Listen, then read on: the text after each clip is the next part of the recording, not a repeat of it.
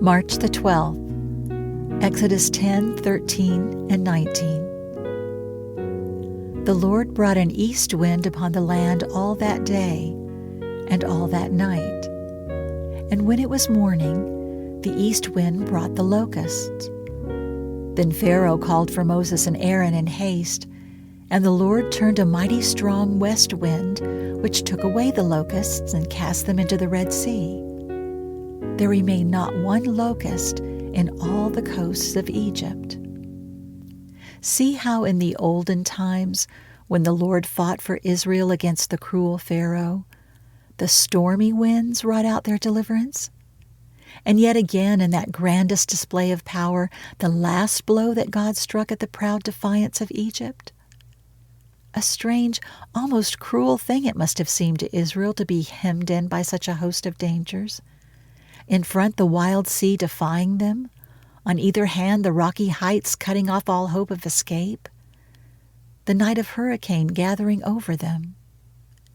It was as if that first deliverance had come only to hand them over to a more certain death. Completing the terror, there rang out the cry, "The Egyptians are upon us." When it seemed they were trapped by the foe, then came the glorious triumph. Forth swept the stormy wind and beat back the waves, and the host of Israel marched forward, down into the path of the great deep, a way arched over with God's protecting love. On either hand were the crystal walls, glowing in the light of the glory of the Lord, and high above them swept the thunder of the storm. So on through all that night.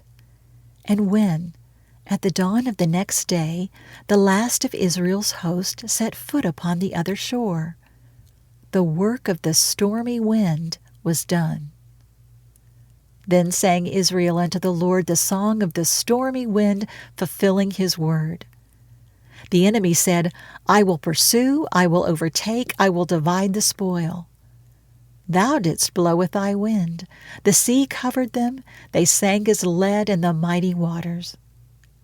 One day, by God's great mercy, we too shall stand upon the sea of glass, having the harps of God.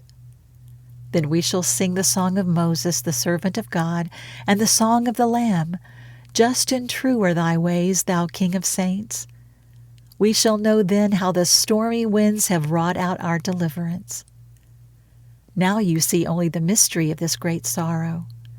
Then you shall see how the threatening enemy was swept away in the wild night of fear and grief. Now you look only at the loss. Then you shall see how it struck at the evil that had begun to rivet its fetters upon you.